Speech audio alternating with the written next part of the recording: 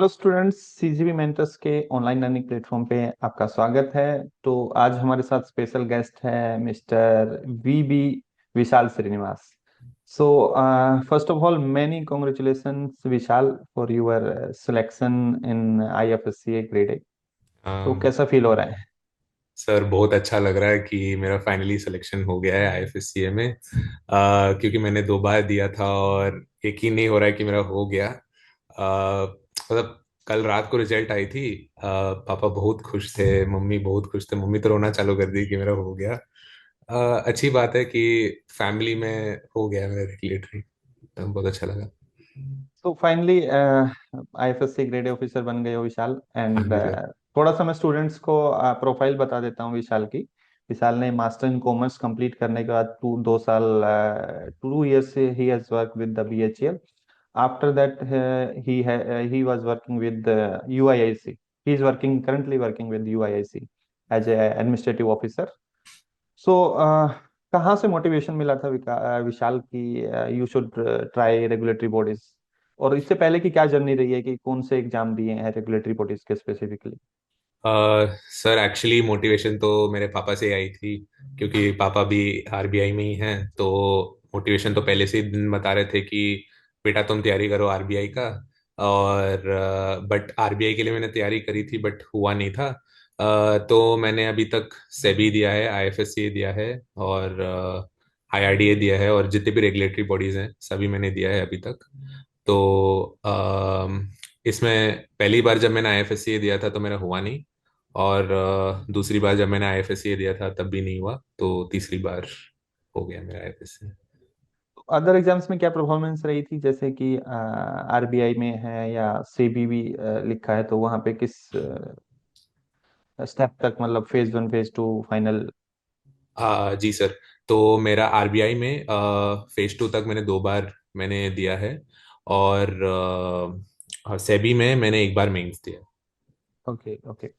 तो देखो, क्या होता है कि स्टूडेंट्स एक बार अपीयर करता है, वैकेंसीज बहुत कम आ रही थी आईएफएससी में या रेगुलेटरी बॉडीज में, वैकेंसीज थोड़ी लिमिटेड ही होती है as compare to other exams. हाँ जी सर। तो अपने आप को मोटिवेट कैसे किया कि एक बार फेल होने के बाद, 2 बार फेल होने के बाद बहुत सारे स्टूडेंट गिव अप कर देते हैं कि बहुत ही कम वैकेंसीज हैं, हम दूसरे एग्जाम को ट्राई करते हैं।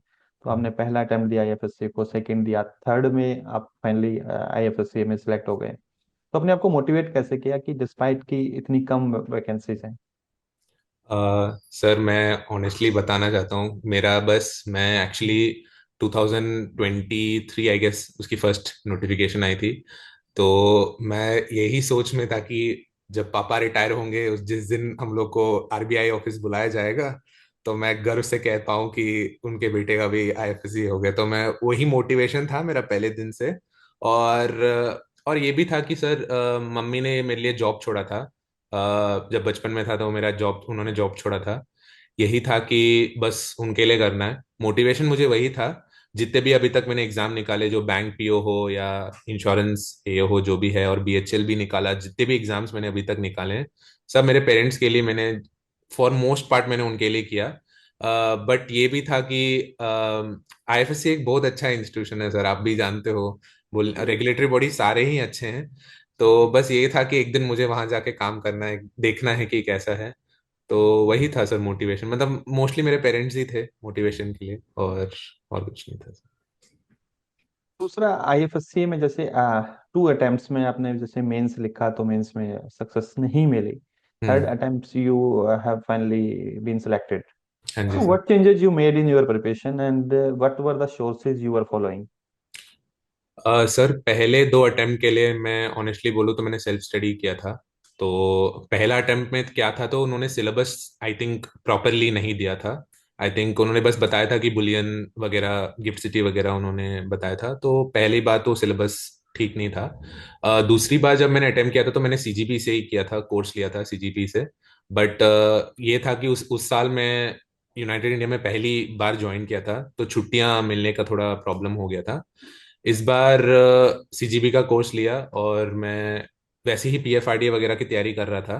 तो ये लग गया था कि इस बार होना है तो होना है, तो मैं लगातार मतलब कोर्स लिया और पढ़ाई चालू किया, और हो गया सर। मैं बस सीजीपी एक सोर्स था, और दूसरा पीआईबी था मेरा। पीआईबी के लिए मैंने खुद से नोट्स बनाए थे। पीआईबी के वेबसाइट गया था और वहां से नोट्स किया था। और आई गेस सपना मैम भी पीआईबी का वो वीडियो कराती हैं। कोई तो मैम है सीजीमी में। मासूम है, मासूम है। हाँ हाँ, तो वो कराती हैं। तो उन्होंने उनका वीडियोस भी देखता था पीआईबी के लिए, तो मेरा वही सोर्स था मोस्टली मेरा। मतलब 100% तो सीजीबी था सोर्स मेरा। Okay, okay. दूसरा, आप वर्किंग थे तो वर्किंग रहते हुए कैसे टाइम मैनेज किया? क्या शेड्यूल था कि क्योंकि आपको 8 आवर्स आपका वर्किंग रहता है, उससे पहले ऑफिस भी रेडी होने के लिए भी टाइम चाहिए आपको, जी ऑफिस जी। के आने के बाद भी। तो टाइम मैनेजमेंट क्या था? क्योंकि बहुत सारे वर्किंग स्टूडेंट्स ही प्रिपेयर करते हैं जनरली, रेगुलेटरी बॉडीज का देखा है। तो एक हम्म। उनको भी एक आइडिया मिल जाएगा कि how did you prepare. Sir actually मेरा ऑफिस का टाइमिंग था 10 to 5:45। और मैं एक्चुअली सुबह 5 बजे उठ जाता था ऑन टाइम उठ के। और जब तक ऑफिस आज था, तो मतलब जब तक ऑफिस चालू होता था तो मैं पढ़ लेता था। और बीच लंच ब्रेक्स में जब टाइम मिल जाता था तो मैं क्योंकि सीजीपी का जो वेबसाइट था बहुत एक्सेसिबल था, तो मैं थोड़ा पीडीएफ्स वगैरह जो था वो मैं देख लेता था। और घर वापस आते ही मैं चालू कर लेता था। और मेरा जो ये आईएफएससीए को लेके जो मेरा प्रिपरेशन टाइम था, मैं कुछ ज़्यादा ही अलॉट किया था। करीब दिन में अराउंड 8 to 9 आवर्स तो मैं पढ़ लेता था। और वीकेंड्स में तो मैं, क्योंकि वीकेंड्स दोनों दिन छुट्टी था, सैटरडे संडे, तो मैं आई पूरा दिन में मोस्टली अलॉट कर देता था तैयारी के लिए। Okay, okay. तो बाकी रूटीन क्या रहता था, मतलब डे वाइज, की सुबह 3-4 घंटे पढ़ना है या लेट रात तक पढ़ना है? सर एक्चुअली सुबह से यही था कि बस वो इस बार हो जाएगा तो बाकी टाइम मैं थोड़ा आराम से रहूंगा। पहले रेगुलेटरी बॉडी हो जाए फिर मैं सोचूंगा, ऐसे ही था। बट सर पढ़ाई के साथ साथ मैंने ये भी किया कि अपने को एंटरटेन किया। जैसे ही मेरा आईएफएससी निकल गया था, तो मैं गोवा ट्रिप के लिए निकल गया था अपने दोस्तों के साथ, क्योंकि थोड़ा मुझे रिलैक्स करना था, क्योंकि मैं पीएफआरडीए लगातार दे रहा था, आईएफएससी भी लगातार देना था। तो बस ये था कि अब थोड़ा रिलैक्स करता हूँ, तो मैं ट्रिप पे चला गया। ये था कि बस अपने आप को थोड़ा रिलैक्स करने के लिए नेटफ्लिक्स वगैरह हो जाता था वैसे। Okay, okay. दूसरा एक, जैसे मैंने बहुत सारे स्टूडेंट्स भी देखे हैं सोशल मीडिया पे, टेलीग्राम पे स्पेसिफिकली ग्रुप स्टडी या ग्रुप ज्वाइन कर लेते हैं बहुत सारे, उसमें डिस्कशन। और were you also part of such groups, और did you spend time on Telegram or? Sir actually Telegram में मैं था, मैं यूज करता हूँ टेलीग्राम। उसमें ये था कि उसमें अपडेट्स अच्छे आते हैं, मतलब स्टूडेंट्स क्या कैसे पढ़ रहे हैं, और उनका लेवल ऑफ थिंकिंग क्या है, तो उससे पता चल जाता है। और मटेरियल्स भी शेयर कर लेते हैं वो, उससे थोड़ा आइडिया मिल जाता है कि कैसा तैयारी करना है आगे, क्या क्या करना है, वही उसके लिए यूज करता था। टेलीग्राम मेरा यूसेज बहुत कम था, बस मैं अपडेट देखने के लिए, कोई वीडियो आई है तो क्या वीडियो है, कोई ऐसा देखने के लिए बस उसका। तो अभी विशाल, विल स्टार्ट दैट फेज 1 में, जैसे कि आपका क्वालिफाइंग इन नेचर होता है, इट्स हम्म नॉट मतलब दैट मच डिफिकल्ट। हम्म। क्या? तो क्वांट रीजनिंग इंग्लिश चाहिए तो मैनेज हो जाता है, क्वालिफाइंग इन नेचर है, इजी करेक्ट पेपर आता है। तो अदर करेक्ट। सब्जेक्ट्स की बात करते हैं, तो how what were your strategy for the paper 2 specifically, कि क्या स्ट्रेटजी फॉलो की थी कि मुझे इस सब्जेक्ट, ये सब्जेक्ट मेरा वीक है तो मुझे इस पे फोकस करना है, हम्म करंट पार्ट भी इंक्लूड करना है आपको, और हम्म। पैरेलली आपको फेज 2 को भी फोकस करके चलना है, क्योंकि टाइम कम होता है फेज 1 और जी फेज 2 के बीच में भी। जी। तो फेस वन के लिए सर, क्योंकि मेरा ऑलरेडी एमकॉम बैकग्राउंड था, तो मुझे ज़्यादा कॉस्टिंग और बाकी सब्जेक्ट्स में फोकस करने की उतना ये नहीं था। बस मुझे फेस वन पेपर वन में करना था, क्योंकि उसमें क्यूआरई प्रैक्टिस की ज़रूरत थी। तो मैं क्यूआरई में थोड़ा वीक हूँ, इसीलिए मैं क्यूआरई प्रैक्टिस करता था हर दिन। और क्योंकि वैसे फेस 1 पेपर 2 तो मेरा ही सब्जेक्ट था, मेरा फोर्टे था, तो मुझे ज़्यादा तैयारी करने की उसकी ज़रूरत नहीं थी। एक्चुअली उसमें if I am not wrong, मेरा पेपर 1 में 36 आया था इस बार आईएफएससी में, और पेपर 2 में 55 आया था। बस मैं ऊपर से ही पढ़ा, मुझे पता चल गया था मेरा हो जाएगा क्लियर, क्योंकि क्वालिफाइंग इन नेचर है, ज्यादा उस पर फोकस करने की जरूरत नहीं थी, तो मेरा उसका हो गया था। फेज 2 के लिए मैंने ज्यादा प्रिपरेशन करी थी, क्योंकि मैं इंश्योरेंस बैकग्राउंड से हूँ और मैं ऑलरेडी एसोसिएट और फेलोशिप की तैयारी कर रहा था। तो इंश्योरेंस तो मेरा ऑलरेडी मोस्टली कवर हो जा रहा था, और साथ ही साथ आपने ग्लॉसरीज वगैरह आपके मटेरियल से तो मैं कवर कर लेता था जो भी था। और पेंशन के लिए, क्योंकि मैं ऑलरेडी पीएफआरडीए के लिए तैयारी कर रहा था, तो पेंशन ऑटोमेटिकली मेरा वो भी कवर हो जा रहा था। कैपिटल मार्केट और बैंकिंग के लिए आपका जो नोट्स था, जो बैंक्स के रिलेटेड हो, एनबीएफसी रिलेटेड हो, वो सब मैं कवर करता था। साथ ही साथ आपने टॉप 50 एमसीक्यूज, फाइनेंस के एमसीक्यूज और जो भी एमसीक्यूज थे, सब वो करे जा रहा था, क्योंकि मुझे रिफ्रेश रखना था। क्योंकि मटेरियल काफी, मतलब मटेरियल एक साइड था, साथ ही साथ मुझे रिवीजन भी करना था, तो मैं एमसीक्यूज कर लेता था। और आईएफएससीए और गिफ्ट सिटी डेटा के लिए आपके नोट्स काफी कंसाइज थे, तो I was using that for for तैयारी। जैसे you have appeared in the multiple exam, तो बहुत सारे स्टूडेंट क्या करते हैं, दो तीन जगह से कोर्स ले लेते हैं। जनरल हैबिट भी है, फियर ऑफ मिसिंग आउट भी रहता है। हम्म। तो did you follow that strategy और stick to the one source? और क्या एडवाइस रहेगी, मतलब पेपर दिया है तो आपको भी आइडिया होगा कि एक ही सोर्स पे हमें स्टिक करना चाहिए, इफ यू और मल्टीपल सोर्स को फॉलो करना चाहिए? नहीं sir, I suggest all my friends, my जितने भी मेरे मेरे अच्छे दोस्त हैं, सबको मैं यही सजेस्ट करता हूँ, एक ही सोर्स लो, stick to that source, and please वो सोर्स अच्छे से पढ़ो, क्योंकि उसी से ही आता है सवाल sir. And I stuck to CGB for IFSC, so I don't suggest anyone else any other. जैसे कि आईएफएससी के लिए ना, फेज 2 के लिए भी बहुत सारे स्टूडेंट, ये क्वेश्चन भी सबसे ज्यादा पूछा जाता है हमसे जब भी प्रिपरेशन करते हैं स्टूडेंट्स। आईएफएससी के रेगुलेशन सर्कुलर्स बहुत सारे हैं, तो बहुत सारे स्टूडेंट क्या है, खुद से पढ़ने लग जाते हैं या, और हमने दोनों ऑप्शन रखे थे, जैसे कि डिटेल नोट्स भी थे, प्लस में एक टॉप 100 एमसीक्यूज करके थे जिसमें आईएफएससी के मेन मेन रेगुलेशंस। तो what was your strategy for the specifically the IFSC regulations part? Sir actually honestly बोलूं, मैंने दोनों अटेम्प्ट रेगुलेशन पढ़ के गया था, बहुत सीरियसली पढ़ के गया था, बट एक एक भी क्वेश्चन नहीं आया था रेगुलेशन से। तो इस बार भी स्ट्रैटेजी यही था कि इस बार स्ट्रैटेजी था कि आपका रेगुलेशन है ना, टॉप 100 रेगुलेशंस वगैरह, वो एमसीक्यू तैयारी करके जाऊं, क्योंकि वो एक कंसाइज काफी था। और मैं रेगुलेशन पे ज्यादा फोकस भी नहीं किया, क्योंकि सिलेबस में वो था भी नहीं regulations. I guess IPSC regulations था नहीं। तो just in case safer side के लिए मैं रेगुलेशंस का एमसीक्यू करके गया था। उसमें इस बार एक सवाल आया था, वो भी एमसीक्यू में ही कवर हो गया था, तो ज्यादा दिक्कत नहीं था इस बार वो रेगुलेशंस को लेकर। Okay okay. दूसरा, जनरली हम सिलेक्टेड कैंडिडेट से पूछते ही हैं कि सीजीबी मेंटर्स, हम्म। इतने सारे प्लेटफॉर्म हैं, तो सीजीबी मेंटर्स ही क्यों चुना? सर एक्चुअली मेरे भैया भी आरबीआई के लिए तैयारी कर रहे हैं, तो एक्चुअली वही मेरे टीचर टाइप के थे पहले से ही। तो उन्होंने बोला था कि उन वो बहुत छानबीन करते हैं हर प्लेटफॉर्म्स का, जो भी एडटेक प्लेटफॉर्म्स है सब छानबीन करते हैं। फिर उनको आपका मटेरियल्स काफ़ी कंसाइज लगा और टू द पॉइंट था। और फॉर मोस्ट पार्ट जो भी आप लिखते थे अपने मटेरियल में, if not the same question, parallel synonymous types के क्वेश्चंस आ जाते थे। तो उन्होंने सजेस्ट किया था कि स्टिक टू सीजीबी, एंड मैंने सीजीबी मेंटर, मेरा 2 बार मतलब सेल्फ स्टडी और बाकी कुछ था, बट उससे मेरा कुछ सक्सेस नहीं हुआ। इस बार मैं सोचा ठीक है, इस बार कर लेता हूँ सीजीबी। और इस बार जिस जिस सेकेंड बार जब मैं आईएफएससी सीजीबी लिया था, बट मैं ढंग से पढ़ा नहीं, मेरी गलती थी। बट इस बार मैं पूरा तैयारी किया था, हो गया मेरा। इसके बाद आता है इंटरव्यू। इंटरव्यू भी बहुत इंपॉर्टेंट रोल प्ले करता है, वैकेंसी बहुत कम है। कम थी सर, यस।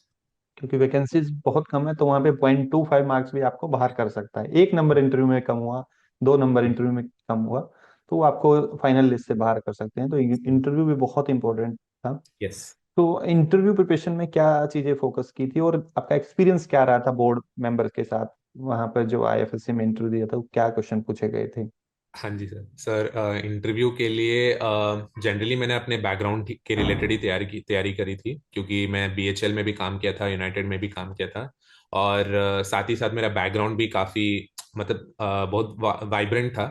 तो मैं उसके रिगार्डिंग रिगार्डिंग ही तैयारी किया था, आरबीआई के डिपार्टमेंट्स के बारे में, क्योंकि पापा आरबीआई में थे, तो उनके डिपार्टमेंट्स के बारे में।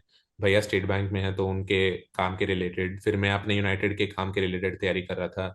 फिर उसके साथ साथ बीएचएल में भी मैंने जो काम किया था, डेटाज मैनेजमेंट में था, तो उसके रिगार्डिंग मैंने तैयारी करी थी। फिर उसके बाद आईएफएससी के बारे में तैयारी किया था पूरा। और बस उसके रिलेटेड मैंने थोड़ा तैयारी किया था। और interview panel, it was headed by I think Satyavati madam ने हेड किया था, फॉर्मर यूपीएससी मेंबर थी। और एम एस साहू सर थे उसमें, farmer chairperson insolvency bankruptcy board. फिर प्रदीप सर थे, तो उनको मैं जानता था। तो मुझे पता चल गया इंटरव्यू थोड़ा कॉम्प्लेक्स रहने वाला है, क्योंकि इतने दिग्गज लोग बैठे थे इंटरव्यू पैनल में। तो बस ये था कि जो भी मैं जानता हूँ वो बोल के आऊंगा, क्योंकि वो मेरे से नॉलेजेबल बहुत ज्यादा है। मुझे इतना पता चल गया था, क्योंकि रूम बहुत ही ज्यादा, मतलब बहुत अच्छे लोग, मतलब इंडियन इकोनॉमी के जगरनॉट्स बोलते हैं वो लोग बैठे हुए थे। तो मुझे बस ये था कि ज्यादा ज्यादा नहीं बोलने का, जितना आता है उतना बोल के निकल जाओ। और इंटरव्यू में मेरे बैकग्राउंड के रिलेटेड उन्होंने पूछा बहुत सारा सवाल। और क्योंकि मैं यूनाइटेड इंडिया से आता हूँ, तो उन्होंने पीएसयू जनरल इंश्योरेंस कंपनीज के बारे में थोड़ा पूछा कि सॉल्वेंसी रेशियो उसका क्या है, उसका क्या कर सकते हैं, मर्जर कंसोलिडेशन होना चाहिए कि नहीं। और उन्होंने आईबीसी रिफॉर्म्स के बारे में पूछा मेरे से, insolvency bankruptcy board code reforms के बारे में पूछा। फिर उसके बाद दूसरे पैनल मेंबर्स ने इंडिगो क्राइसिस के बारे में, जो करंट अफेयर्स हैं उन उसके बारे में पूछा। फिर वेनेजुएलियन क्राइसिस के बारे में पूछा उन्होंने। और प्रदीप सर ने मेरे को यूनिवर्सिटी रेगुलेशंस के बारे में पूछा। तो इंटरव्यू एक तरफ से सर 90% मैं बोलूँ मैंने जवाब दिया था। 10% मैंने हाथ खड़ा कर दिया था, मैं बोला sir I am unable to answer. And मैं ये था कि कॉन्फिडेंट था रूम में, मैं अपने आप को ये नहीं दिखाया कि आई डोंट नो एनीथिंग। जितना मेरे से हो सका एक टॉपिक को लेके आई गेव माई 100%, और मैंने दे दिया था। So thank you, Vishal, for this wonderful insights. Thank you So, sir, आपने मेरा करा दिया, बहुत धन्यवाद। any message or any advice to the future aspirants, क्योंकि एफएससी 26 में भी आने के चांस हैं, क्योंकि प्रमोट होगा जो बैच, तो वैकेंसीज क्रिएट होंगी, तो मोस्ट प्रोबेबली इस साल भी आएगा। तो जो फ्यूचर एस्पायरेंट्स हैं उनको क्या मैसेज देना चाहोगे, अपनी जो भी मिस्टेक्स जिनसे हम्म। लर्न किया आपने प्रिपरेशन जर्नी में, हम्म। तो क्या मैसेज देना चाहोगे या क्या एडवाइस देना चाहोगे? सर पहले तो मैं सभी एस्पिरेंट्स को बोलना चाहता हूँ कि keep your source one source, एक सोर्स रखो और उस सोर्स को अच्छे से तैयारी करो। और दूसरा है be true to yourself. आप तैयारी करो, अच्छे से करो, आपको किसी को चीट करने की जरूरत नहीं है, आप तैयारी करो। और मैं ये मानता हूँ कि please think about that time की जब आप ज्वाइन करोगे, आप वहाँ खड़े रहोगे, तो you will have that IFSCA का जो भी रेगुलेटरी बॉडी का टैग है, और वो लग जाएगा। तो उसके बारे में सोचते रहो, मैनिफेस्ट करो कि मेरा हो जाए, वहां पर हो जाए। तो बस मेरा यही मैसेज है। और सर ये भी है कि प्लीज स्टडी वेल, पढ़ाई करते रहो, और आपका हो जाएगा जो भी रेगुलेटरी बॉडी है आप देना चाहते हैं। So, thank you, Vishal, for this wonderful advice and for this great session. Thank you sir, And thank you so much. I hope this will help the future aspirants as well. It will motivate them. Your journey, ki two times you were not able to score good in phase yes. two, and in third attempt you are finally in the FSCA. Yes. So it is also an example of the hard work. Yes. Hard work always pays off.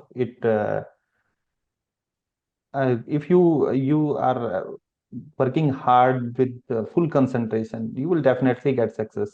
Yes I sir. mean, if it is such type of hard work will pay you, but sometimes it is late. But you have to learn from the mistakes and you yes have sir. to give your best. Yes, and correct the So mistake sir. yes, and correct the mistakes. And I also advise students that follow one source, whatever you are following, stick to that, revise multiple times, yes. and don't waste time. It is very crucial. Yes sir. After that, you can spend, once हाँ, you are in I regulatory agree. body, you can do anything. Yes sir. Yes Yeah. Sir, agree. And specially working candidates के लिए तो time काफी कम है sir. तो Yes. They have to utilize जो भी time मिलता है करना चाहिए। Okay. So once again, many congratulations, and thank you. I wish you good luck for your future journey at IFSC. Thank you So sir. thank you, Vishal. Thank you sir, thank you.